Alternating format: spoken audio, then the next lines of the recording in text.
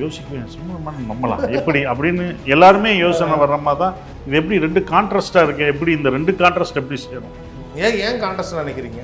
இல்லை, எல்லாருமே கேட்குற கேள்வி நீங்களும் சிம்ரன் அப்படி தான் கேட்குறாங்க. ஏன்னா நானும் சிம்ரன் நடிக்கக்கூடாதா? சம்மர் ஹாலிடேஸ் வந்தாச்சு, நம்ம ஜிடி ஹாலிடேஸும் வந்தாச்சு. GT holidays, south India's #1 travel brand. குறைந்த விலை, நிறைந்த தரம், தங்கள் தேவைகள் அனைத்தும் ஒரே இடத்தில். ஜெயச்சந்திரன். பாரம்பரியமான சுவையான புது அறிமுகம் KTV True Value Groundnut Oil. எதனால அந்த ஒரு ரெஃபரன்ஸா யூஸ் பண்றது ஒரு பிரச்சனை போய் முடியுதா? இப்போ நிறைய ஆகுது அந்த மாதிரி. நீங்க எப்படி பாக்குறீங்க? எப்படி வேணும்னு கேட்கும்போது நாங்கள் ஏ மேஜர், ஏ மைனரில் ஒரு பாட்டை போட, அப்போ அது ராஜா சார் பாட்டாக இருக்கும்போதோ இல்லை ரஹ்மான் சார் பாட்டாக இருந்தாலும் எதாவது சார். ரஹ்மான் சார் ஒரு இன்டர்வியூ சொல்லியிருக்காரு, அவர் தேவர் மகன் பாட்டுக்கெல்லாம் ரெஃபரன்ஸாக கொடுப்பாங்க. யாருக்கு? ராஜா சாருக்கே, அவருக்கே ரெஃபரன்ஸ். சிம்ரன் அவங்க ஒரு பீக் ஹீரோயின், பிரைம் ஹீரோயின். உங்களுக்கு அந்த டைமில் ஒரு ஆசை இருந்துச்சு, அவருக்கு நினச்சி பார்த்தீங்களா? நினச்சி பார்க்கல. காரணம் என்னென்னா, நான் நடிகனான்னு நானே நினைக்கிறேன். கதை கேட்டு முடித்தோடனே எனக்கு பிடிச்சுன்னு சொன்னோடனே சொன்னது யாருமே பண்ண மாட்டாங்க, நீங்கள் வேறு யார்கிட்டையும் எடுத்துகிட்டு போனாலும் என்கிட்ட தான் வரும், யாரும் பண்ண மாட்டாங்க அந்த கேரக்டர். ஏன்னா ஹீரோ ஒரு 16-18 வயசு பையனுக்கு அப்பா.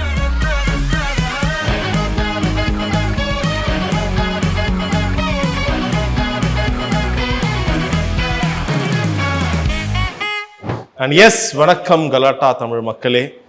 சசி அண்ணன் ரொம்ப அடம் பிடிச்சாரு, எதுக்கு உட்கார வச்சு என்ன இன்டர்வியூ எடுக்கிற, டி நகர் பக்கம் போய் சாப்பிட்டுக்கிட்டே ஒரு இன்டர்வியூ எடுப்போம், பஸ்ஸில் போவோன்னு. நாங்கள் தான் அண்ணனை பிடிச்சி உட்கார வச்சுருக்கோம். ஏன்னா நமக்கு முந்தின இன்டர்வியூவும் சரி, இது வரை டூரிஸ்ட் ஃபேமிலி மொத்தமாக Sean Roldan and director sir எல்லாரையும் கூட்டுனே கிளம்பலான்னாரு. ஆனால் நாங்கள் தான் சார் அவரை பிடிச்சி உட்கார வச்சுருக்கோம். அண்ட் பரவாயில்ல, நான் உட்காந்து ஒரு இன்டர்வியூ பண்ணுறோம். ரொம்ப சந்தோஷம். ஏன்னா ரொம்ப அலைஞ்சிட்டோம், மதுரையை ஃபுல்லாக சுற்றி பார்த்துட்டோம். எல்லாருமே கேட்குறான், மதுரையை சுற்றி பார்க்குறதுக்கு எதுவுமே இல்லைன்ட்டு. அடுத்து படம் பார்த்து டூரிஸ்ட் ஃபேமிலியோட எல்லாரும் போவாங்க. நாங்கள் போன படத்துக்கு இல்லை, இந்த படத்துக்கான ஒரு முன்னோட்டமாக அதை பார்த்துருக்கோம். ஒரு டூரிஸ்ட் நிறைய பேர் இப்போ மதுரைக்கு வரதுக்கு காரணமே நீங்களாகிட்டீங்க. ஸோ அதுக்கான ஒரு காரணம் தான். மொழியை தாண்டி ஒரு விஷயத்த நீங்கள் தமிழ் சினிமாவுக்கு உணர்த்திட்டு இருந்தீங்க. அபிநயான்ற நடிகை மூலமாக. மொழின்றது தேவையில்லை, நடிப்புக்கு எதுவுமே. ஸோ அவங்களோட திருமணத்துக்கு போகும்போது உங்கள் முகத்தில், உங்கள் முகமாக இருக்கணும், கனியான முகம், அவ்வளோ ஒரு சந்தோஷம் இருக்குது. உங்களுக்கு அதை பற்றி ஒரு ஷேர் பண்ணணும்னு ஆசைப்பட்றேன். ஏன்னா நீங்கள் முன்னாடி இன்டர்வியூ கூட அவங்கள பற்றிலாம் பேசியிருந்தீங்க. ரொம்ப சமீபத்தில் அவங்களுடைய அம்மா தவறு இருந்தாங்க. ஸோ அதெல்லாம் தாண்டி அவங்களுக்கு அழகான ஒரு வாழ்க்கை அமையும் போது உங்களை தான் நாங்கள் ரியல் அண்ணனாவே பார்க்குறோம். நடவடிக்கைகளுக்கு அப்புறம் சந்தோஷமாக இருந்தது. தங்கைக்கு கல்யாணம் நடக்கும்போது எப்படி ஒரு ஃபீல் இருந்ததோ அதே மாதிரி தான் ஹைதராபாத்துக்கு நானும் கனிஷாரும் போயிட்டு வந்தோம். நாடோடியில் முதல் நடிக்கும்போது அவங்க என்னென்னா, இந்த மாதிரி ஒரு மொழி பேசுகிறதுக்கு, மொழி மட்டும் இல்லை, அது பேச முடியாமல், ஒரு காது கேட்க முடியாமல் சினிமாவில் ஜெயிக்கலாம் அப்படின்றதுக்கு ஒரு எக்ஸாம்பிள் அப்படின்னு நினைக்கிறேன். அவங்க எந்த டிஸ்ட்ராக்ஷனும் இருக்காது. நான் அவர் நாடோடியில் நடிக்கும்போது நான் நடித்தேன். அடுத்து ஈஷான் பண்ணும்போது அவங்களே ஹீரோயின் ஆக்கி நான் பார்க்கும்போது ஒரு டேரக்டர் சொல்கிறது அவங்களுக்கு எந்த டிஸ்ட்ராக்ஷன் இருக்காது. இப்போ எங்களுக்கெல்லாம் இருக்கும், இந்த சவுண்ட் வருது, இவங்க பேசுகிறாங்க, இதெல்லாம் திரும்பி பார்க்குறோம். அவங்களுக்கு அந்த இதெல்லாம் வராது. ஒன்லி நம்மளை மட்டும் தான் கான்சென்ட்ரேட் பண்ணுவாங்க. அப்போ அவங்க அற்புதமான ஒரு நடிகை. அவங்க மீண்டும் அடுத்து பணின்ற படத்தில் மறுபடியும் வருது. இது இவங்கெல்லாம் நடிக்க வைக்கலாம் அப்படின்ற ஒரு விஷயம் எல்லா இயக்குநர்களுக்கும் இது தெரிய வந்துச்சு. இன்னொரு இவங்கள மாதிரி இருக்கிறவங்க சினிமாவுக்கு வரலாம், அதுக்கு ஒரு தடையே இல்லை அப்படின்றத அபிநய காலத்துக்கும் உள்ள ஒரு எக்ஸாம்பிளாக இருப்பாங்கன்ற நம்பிக்கை. அவங்க கல்யாணம் நடந்தது ரொம்ப சந்தோஷமாக இருக்குது. சார், இன்ஃபேக்ட் இப்போ நிறைய பாடல்கள் நீங்கள் அந்த பாடல் வரிகளை பயங்கரமாக உணர்வீங்க. அதுக்கானது இப்போ தேன் சுடரை கூட பார்த்தீங்கன்னா அத்தனை லைன் இருந்தாலும், எனக்கு பிடித்த உன்னை எங்கு நீ தொலைத்தாய், உனக்கு பிடித்த என்னை, அவர் மோகன்ராஜனோட மேட்ச். அது பயங்கர. ஸோ உங்களுக்கு எப்படி கெனையா அந்த 2 லைன் நீங்கள் பாடி காட்ட முடியுமா? கண்டிப்பாக எஸ். இப்போ ஒரு நார்மலாக உங்களுக்கு அந்த ஒரு டியூனுக்குள்ளே அந்த 2 லைன் உட்காருதா? இந்த 2 லைனுக்காக இப்படி ஒரு டியூனே பிறக்குதா? எப்படி சொல்ல? டைரக்டர் வேணாம்னு சொன்னார் அந்த 2 லைனை, டவுட்டாக சொன்னார். இல்லை, இது நம்ம ரொம்ப அழுத்துறமோ, ஏன்னா ரொம்ப ஃபிலாசபியாக போதோ அப்படின்லாம் சொன்னார். பட் ஆனால் என்னென்னா, நான் அந்த லைனுக்காகவே டியூன் போட்டேன். அந்த லைன் எப்படியா வந்துடணும் அப்படின்னு எனக்கு ரொம்ப பிடிச்ச 2 வரிகள். ஸோ கடைசியில் அது படத்தில் ரொம்ப சந்தோஷமாக இருந்தது. என்னென்னா தான் சொல்கிறேன், அது ஒரு மோகன்ராஜனுமே அவரை நான் மீட் பண்ணும்போது அவருக்கு ஒரு ஃபிலாசபிக்கல் சைடு இருக்குது. அதாவது அவருக்குன்னு ஒரு பார்வை இருக்குது வாழ்க்கை மேலே. ஆனால் சினிமாவில் பொதுவாக அந்த மாதிரி ரொம்ப இருந்தால் கொஞ்சம் ஒதுக்க ஆரம்பிப்பாங்க அவங்கள, ஏன் ரொம்ப பேசுகிறான் அப்படின்ட்டு. பட் அது ஒரு காலத்தில் நம்மளுக்கு இன்ஃபேக்ட் நம்ம தமிழ் சினிமாவே நம்மளோட புரட்சி சினிமான்னு சொல்கிறது எல்லாமே அந்த மாதிரி அவங்களுடைய வாழ்க்கை மீது தனக்குன்னு தனிப்பட்ட ஒரு பார்வை இருக்கிறவங்க கிரியேட் பண்ணதுதான் இது இந்த சினிமா. திடீர்னு இங்க இதுவே வேலைக்கு ஆகாதுன்ற ரேஞ்சுக்கு நம்ம கொண்டு வந்திருக்கோம். அப்ப ஸோ அதை மாற்றணுன்ற அடிப்படை தான். ஏன்னா தத்துவ பாடல்கள் வந்து பாருங்க, பழைய பாட்டுல இருந்து இன்னைய வரைக்கும் நீங்க சூப்பர் ஸ்டாரோட படங்கள் எல்லாம் கூட இன்ட்ரோ சாங்ஸ் எல்லாமே ஒரு வாழ்க்கை தத்துவம் தான் பாட்டு. ஒரு கிக்கி எழுத பாட்டு இப்ப பிடிக்குது அப்படின்னா தத்துவத்தினாலதான் பிடிக்குது. அவர் பாடுறாருங்கிறதுனால அதுல இல்ல, அதை எழுதின அவ்வளோ இதுவா எழுதியிருக்காரு, அர்த்தமுள்ளதான் எழுதியிருக்காரு. அப்படிங்கும்போது உங்களுக்கு வாழ்க்கை தானே உங்களுக்கு எல்லாமே. ஸோ வாழ்க்கையோட தத்துவத்தை நம்ம அதையே மிஸ் பண்ணணும்ன்ற ஒரு சென்ஸ் தான். ஓகே ஓகே, இந்த நேரத்தில் நாங்கள் அந்த 2 லைனை மிஸ் பண்ண வேணாம்னு நினைக்கிறோம். எனக்கு பிடித்த உன்னை எங்கு நீ தொலைத்தாய், உனக்கு பிடித்த என்னை ஏன் கலங்க வைத்தாய், என் உயிரை உண்ணும் தேன் சுடரு, என் உறக்கம் கொல்லும் தேன் சுடரு, என் உயிரை உண்ணும் தேன் சுடரு, என் உறக்கம் கொல்லும் தேன் சுடரு. வா வா, பியூட்டிஃபுல். பலவிதமாய் உயிர் துளிகள் பரவசமாய் அலைகிறது, உயிர் துளிகள்.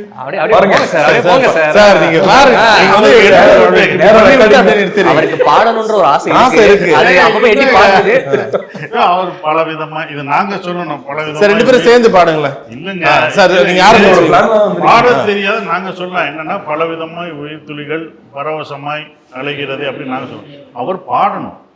சரி, ஆமா சார், நீங்க பாடுங்க. அதுக்கு நம்ம படத்துல குரல், அந்த ராவான வாய்ஸ் ரொம்ப பிடிச்ச வாய்ஸ், அவரோட வாய்ஸ். ஸோ அந்த இதுல இந்த பாட்டை கேட்கணும்னு நாங்கள்ல நேர்கள் விருப்பப்படுறாங்க. பாடுங்க. கண்டிப்பா நீங்க லிரிக்ஸ் மட்டும் கவனிச்சு பாருங்க. அன்பு காதல் ரெண்டுமே பொருத்தமா இருக்கும். பலவிதமாய் உயிர் துளிகள் பரவசமாய் அலைகிறதே, மெது மெதுவாய் இடைவெளிகள் துளிமழையாய் குறைகிறதே, பேச பேச கூடும் இன்பமே, ஓ காலம் நேரம் மாறி போகுமே, நீ தொடும் விதம் தரும் விசை, என் அகம்புறம் இயல் இசை, நீ ஒரே ஒரு இமை அசை, நான் உனக்கென ஒரு திசை, முகை மழை முகை மழை நான் நனைகிறேன் முதல் முறை, முகை மழை முகை மழை நீ நிறைகிறாய் உயிர் வரை. Super super. சுப்பிரமணியபுரம் படத்தோட நிறைய ரெஃபரன்ஸ்க்கு அந்த இடத்துல வச்சிருப்பீங்க. அது இப்போ வரைக்கும் அது ஒரு பிரச்சனையான்னு சொல்லலாம், இல்லை ராஜா சார் பாடல் யூஸ் பண்ணுறது அது வேற வகையாக ஒன்று போயிடுச்சு. நீங்கள் எப்படி சார் அதை பார்க்குறீங்க? நீங்கள் ஜேம்ஸ் வசந்தன் அவர்கிட்ட சொல்கிறீங்க, அந்த சிறுபொன்மணி அசைவாக இருக்கட்டும், அங்கங்கே யூஸ் பண்ணியிருக்க 80s பாடல் அந்த காலகட்டத்தில் ஞாபகம் வைக்கிறதா, இல்லை நினச்சிருந்தா அதுக்கு ஜேம்ஸ் வசந்தன் அவரை வச்சு கூட நீங்கள் பிஜிஎம் போட்டிருக்கலாம். எதனால அந்த ஒரு ரெஃபரன்ஸாக யூஸ் பண்ணுறது அது ஒரு பிரச்சனை போய் முடியுதா? இப்போ நிறைய ஆகுது அந்த மாதிரி. நீங்கள் எப்படி பார்க்குறீங்க? நான் அதை 80s பண்ணேன். அது அந்த காலகட்டத்தில் நான் பண்ணனால அதுக்கு அந்த பாடல்கள் அதை நம்ம எப்படி எடுத்துக்கலாம்? ரேடியோவில் போது கேட்காம நம்ம நான் இன்னைக்கு காலையிலேருந்து வந்திருக்கேன்னா ஏதோ ஒரு இதில் நான் ஒரு பாட்டை கேட்டு தான். ஓகே, அதுதான் நம்மளை நிறைய இயக்கி இருக்கு. நமக்கு நீங்கள் சொன்னீங்களா வைப் பண்ணும்போது என்ன பாட்டு கேட்பீங்க, இந்த இதெல்லாம் கேட்குறீங்க ஒன்று. அப்போ வைப்புக்கு ஒரு பாட்டு, சோகத்துக்கு ஒரு பாட்டு, புரட்சிக்கு ஒரு பாட்டு, நம்மளை எந்திரிக்கிறதுக்கு வைப்புனா இப்போ ஆசை 100 வாழ்வை 100 அதெல்லாம் மனிதா மனிதா அப்புறம் மனிதா நான் சோகத்தில் இருக்கும்போது மனிதா மனிதா இனிமுன் விழிகள் அந்த பாட்டெல்லாம் அது நம்ம சோகத்தில் நம்ம இதாக இருக்கும்போது அந்த பாட்டு நமக்கு வரிகளும் அந்த பாடல்களும் இதெல்லாம் நமக்கு இதாகும். நிச்சயம் எல்லாருக்கும் பிடிச்ச பாட்டு தான் ஆசை 100 வகை வாழ்வின் 100 சுவை வா அந்த பாட்டு. அந்த பாட்டெல்லாம் நமக்கு சொர்க்கம் மதுவில் இதெல்லாம் அதெல்லாம் அப்புறம் பிரியா சாங்கெல்லாம் நம்ம இன்னும் ஜின் ஜின் ஜின் அந்த பாட்டுங்கெல்லாம் நம்ம இப்போ வரைக்கும் கேட்குற ஒரு விஷயம். அப்போ நம்ம கதை எழுதும்போது நமக்கு என்ன ஆயிடுதுன்னா, இந்த படத்தில் 80s என்னென்ன பாட்டு எந்த அதை தான் எடுத்தேன். அப்போ லவ் சாங்னா அந்த சாங் சிறுபொன்மணி நான் யூஸ் பண்ணேன். அதுக்கப்புறம் தோட்டம் கொண்ட ராசாவே இன்னொன்று வச்சுருந்தேன். இதுக்கு சோகமான பாட்டுக்கு இதயம் போகுதே, இதயம் அதுதான் சோகம். அதுக்கப்புறம் தான் அது ஜேம்ஸ் சார் நான் மொதல் பாட்டு கொடுத்துட்டு ஒரு பாட்டு கூட இல்லை, இதுக்கு எனக்கு தண்டனையாகவே கொடுத்துருக்கலாம், வெறும் ஆறாறு மட்டுமா தான், வெறும் ஆறாறு தான். அப்புறம் எனக்கு அங்கே லவ் தேவைப்பட்டுச்சு. சுப்பிரமணியபுரத்தில் நாங்கள் பார்க்கும்போது என்னடா 4 சீன் தான் பண்ணுறாங்க, ஹீரோ ஹீரோயின் சந்திப்பு கம்மியாக இருக்குது, அப்போ அதுக்கு சாங் போடணும் அப்படின்னு சொல்லி தான் ஒரு பாட்டு வேணால் தர்றேன் ஒன்று கொடுக்குறேன் சார் அப்படின்னு சொல்லிட்டு கண்கள் எதுக்கு திடீர்னு இந்த மாற்றம் அப்படின்னாரு. இல்லை எனக்கு கதையில் கொஞ்சம் தேவைப்படுது, வேறு வழி இல்லை, அப்போ அதுக்கெல்லாம் வளைக்கிறதில்ல, ஃபுல்லாகவே போகலாம்னு சொல்லி அப்படி தான் அந்த பாட்டு. அப்புறம் திருவிழா சாங் ஒன்று வந்துச்சு, அப்படி தான் அது வந்தது. அப்போ அந்த காலகட்டத்துக்காக நான் அதை யோசிச்சது. சசியன், உங்களுக்கு எப்படி இருக்குது 90s நீங்கள் இப்போ ஏடியாக இருந்த காலகட்டத்தில் சிம்ரன் அவங்க வந்து ஒரு பீக் ஹீரோயின், ஒரு ப்ரைம் ஹீரோயின், எல்லாருக்குமே ஒரு ஆசை இருக்கும் அவங்க கூட ஹீரோயினாக பண்ணும்போது. ஸோ அப்படி பார்க்கும்போது இப்போ உங்களுக்கு எப்படி இருந்துச்சு? உங்களுக்கு அந்த டைமில் ஒரு ஆசை இருந்துச்சு, அவர் நினச்சி பார்த்துங்களா நம்ம சிம்ரன் கூட என்ன நினச்சேன், நம்மளும் சிம்ரனும் ஒன்றா நடிப்போம், பேர் பண்ணி நடிப்போம்? அதாவது நான் நினைக்கலண்ணே, எதுவுமே நினச்சி பார்க்கல. காரணம் என்னென்னா நான் நடிகனான்னு நானே நினைக்கல முதல். அப்போ தான் நான் நினச்சி பார்க்க முடியும் இவங்களோட நடிக்கலாமான்னு. முதல் கதை சொல்லும்போது அவங்க கிடையாது, ஓ ஹீரோயின் யாருன்னே சொல்லலை அவங்க. அப்படியா? அவங்க எனக்கு மட்டும்தான் நான் தான் ஃபஸ்ட்டு இந்த இதில் கமிட் ஆனேன். ஸோ அதுக்கப்புறம் தான் மித்த கேரக்டர்ஸ்லாம் கமிட் ஆச்சு, பையன்லேருந்து எல்லாமே அவங்க மித்த. அப்போ எனக்கு கதை சொன்ன பிறகு ஹீரோயின் யாருன்னே அது சொல்ல இன்னும் முடிவு பண்ணல. அதுக்கப்புறம் நான் வந்த பிறகு அதுக்கப்புறம் தான் அவங்க சொன்னாங்க சிம்ரன் மேடம். யோசிக்குவேன், சிம்ரன் மேடம் நம்மளாம் எப்படி அப்படின்னு எல்லாருமே யோசனை வர்ற மாதிரி தான். இது எப்படி ரெண்டு கான்ட்ராஸ்டாக இருக்கு, எப்படி இந்த ரெண்டு கான்ட்ராஸ்ட் எப்படி சேரும்? ஏன் கான்ட்ராஸ்ட் நினைக்கிறீங்க? இல்லை எல்லாருமே கேட்குற கேள்வி நீங்களும் சிம்ரன் அப்படி தான் கேட்குறாங்க.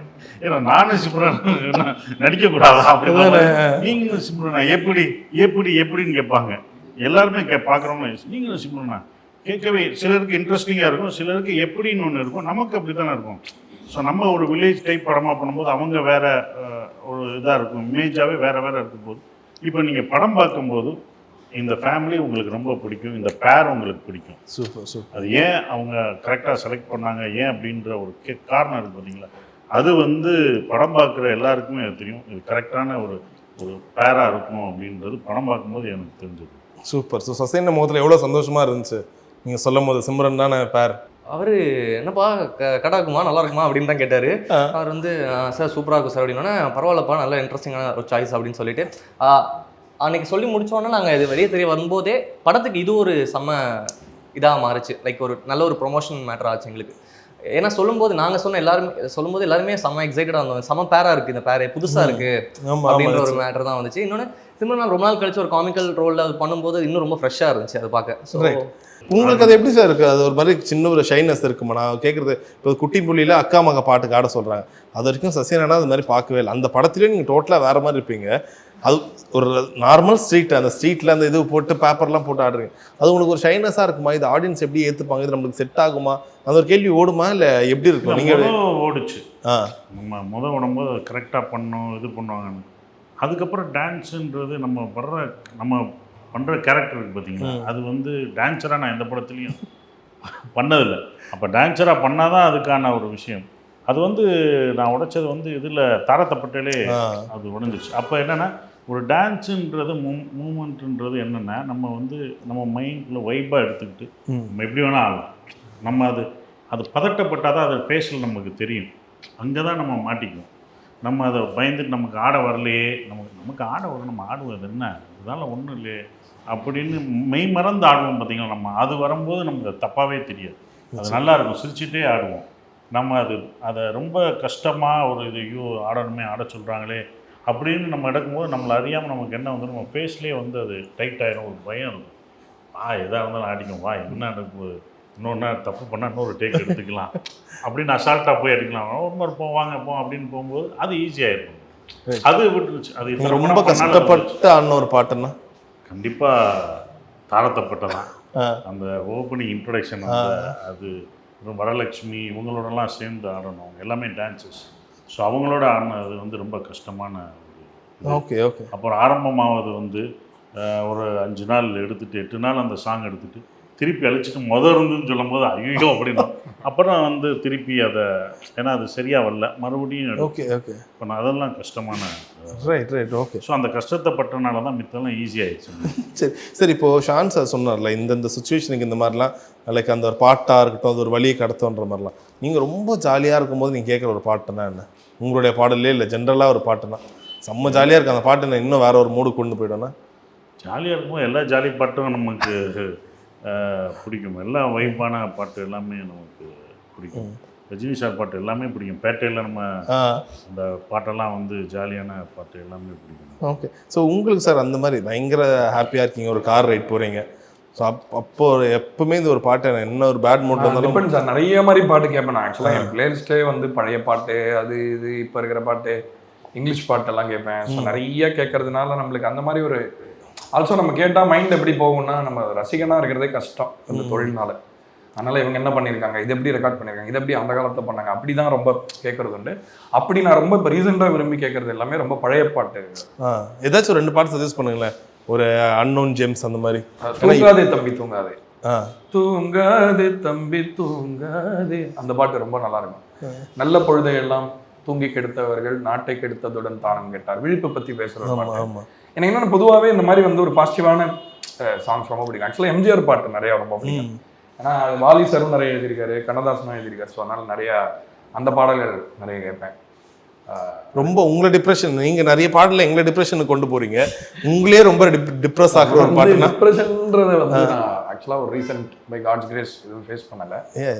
ஐ மீன் லைக் ஒரு மாதிரி கொஞ்சம் ஒரு மன அழுத்தம் ஏதாவது டவுன் ஆச்சுன்னா ஒரு மாதிரி நான் இது எல்லா ஃபிட்ஜெரால்ட்னு ஒரு சிங்கர் இருக்காங்க, 1950s ரொம்ப ஃபேமஸ் ஹாலிவுட். ஸோ அவங்க ரொம்ப பியூட்டிஃபுல்லாக பாடுவாங்க. அவங்க பாடல்கள் ரொம்ப தமிழ்லனா எங்களுக்கு தெரிஞ்ச மாதிரி. தமிழ்லன்னா டிஎம்எஸ் அவரோட பாட்டு, அஃப்கோர்ஸ் ராஜா சாரோட 80s ஃபுல்லாக மன்றபந்த தின்றலுக்கு ஒரு எனக்கு இந்த பாட்டு ரொம்ப பிடிக்கும். ஆக்சுவலாக அந்த சங்கீத மேகம்ன்ற பாட்டு ரொம்ப பிடிக்கும். நிறைய ராஜா சார் தான் மெஜாரிட்டியாக இருக்கும். சங்கீதமே சங்கீதமே ஸோ என்னன்னா நம்மளுக்கு ஒரு மாதிரி, அதாவது நம்ம பொதுவாகவே ராஜா சார் வந்து நான் நிறைய பேசியாச்சு, திரும்ப திரும்ப பேசினா ரொம்ப சொம்படிக்கிற மாதிரி இருக்கும். பட் அது உண்மைதான், அதனால சொல்றது தப்பு இல்லை. அவர் 80s பண்ண அந்த மியூசிக் இருக்குல்ல, அது ரொம்ப யூனிக்கான ஒரு form of music. Right sir. As a music director உங்களுக்கு எப்படி இருக்குது? வாட் இஃப் இப்போ அபி போன்ற ஒரு டைரக்டர் வராரு, உங்ககிட்ட வந்து ரெஃபரன்ஸுக்கு சொல்கிறார், சார் இது மாதிரி இருக்குது, நம்ம நீங்கள் மியூசிக் போடுங்க தாண்டி ராஜா சார் ஏதாச்சும் ஒரு பாட்டு வைக்கலாமே, இல்லை அந்த ஒரு டியூனாக எடுத்து வைக்கலாமே, அந்த மாதிரி சொன்னால் லப்பர் பந்துலேயே வச்சோமே பொட்டு வச்ச தங்க, அதான் அது கதைக்கு தேவைப்படுது அப்படின்னா. ஏன்னா அதாவது அந்த படத்துக்கும் அதுக்கும் ஏதாவது சம்மந்தம் இருக்கணும். ஏன்னா அது ஃபோர்ஸ்டாக இருக்க முடியாது. இப்போ வந்து அதில் அவரே விஜயகாந்த் சாரோட ஃபேனு, அண்ட் இந்த பாட்டு வந்து அவருக்கு ரொம்ப அவரை விஜயகாந்த் சார்னாலே இந்த பாட்டு தான், அப்படிதான் நம்ம இந்த பாட்டு ஆல்மோஸ்ட் ஒரு அடையாளம் மாதிரி ஆயிடுச்சு அவருக்கு. ஸோ அப்படிங்கும்போது தென் இட் மேக் சென்ஸ். இப்போ வந்து அதையுமே நம்ம வந்து ஐ மீன் அந்த உரிமை அதை பற்றி நான் நிறைய சொல்லிட்டேன். பட் எதுவாக இருந்தாலும் லீகலாக நம்ம அதை கரெக்டாக தப்பு இல்லை. அவன் கேட்குறது ரெஃபரன்ஸ் சொல்ற ரெஃபரன்ஸ் சொல்கிறேன். அப்படி கேட்டால் அது வைக்கிறது ஓகே தானே? இப்போ அது லப்பர் பந்துக்கு ஓகே, இந்த மாதிரி பாட்டு வேணும் எங்களுக்கு, இந்த மாதிரி இப்போ நிறைய இது இந்த மாதிரி பாட்டு இந்த லவ் அது தப்பு இல்லை, தப்பு இல்லை, அப்படி சொல்றது தப்பு இல்லை. ஏன்னா ஆக்சுவலாக வந்து கமல் சார் ஒரு இன்டர்வியூல சொல்லியிருக்காரு, அவர் வந்து தேவர் மகிழ் பாட்டுக்கெல்லாம் ரெஃபரன்ஸாக கொடுப்பாராம். யாருக்கு? ராஜா சாருக்கே. அவருக்கே ரெஃபரன்ஸ் வரும்போது நம்ம இன்னொன்று இப்போ என்னன்னா, எங்களுக்கு சங்கீதம்லாம் தெரியாது. நாங்கள் டைரக்டராக இருக்கும்போது எங்களுக்கு சங்கீதம் தெரியாது. எப்படி வேணும்னு கேட்கும்போது நாங்கள் வந்து ஏ மேஜர் ஏ மைனர்ல ஒரு பாட்டு போட்டு நான் சொல்ல முடியாது அவருக்கு.